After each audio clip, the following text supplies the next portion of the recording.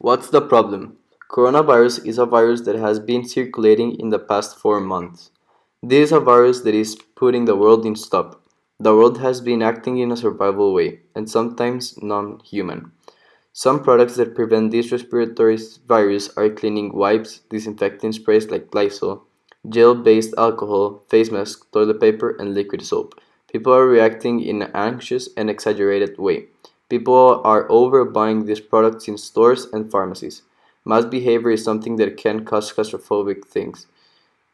For example, abusing and buying exaggerated amounts of these hygiene products. This is a very big problem and that can affect a lot the country. There are two targeted audiences for my product. Those are stores and the community.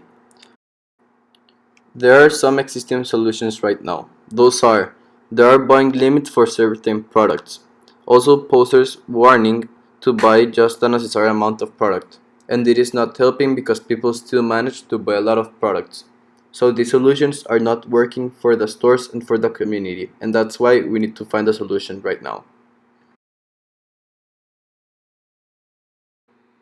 These are two possible solutions. The first design will be the survey as said earlier, and the second solution will be a poster that will be put in all stores. The first design will have a point in all of the criterions. Those are organization, cost, safety, availability, and effectiveness. The second design will just have 0.5 points in organization, 1 point in safety, and 1 point in effectiveness, in a total score of 2.5 out of 5. The chosen design will be the first one. Additions. The second part it will be added. It's where the number of products bought in the past from the customer will show up.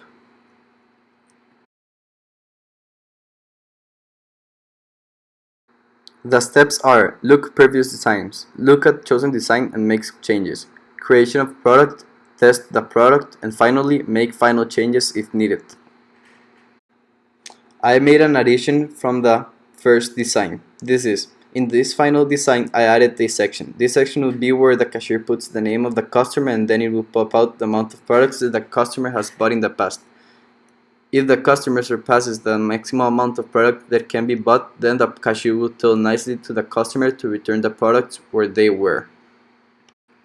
This is how the final design will look like. In the first section we can see the amount of products that can be bought from each product. Then the full name of the customer, the product that the customer is buying, and the quantity. And then in the second section we can see the customer past products. So we'll put the name of the customer, for example Alejandro, and the products that he has bought in the past. And you'll say the quantity of the product and the product that has been bought.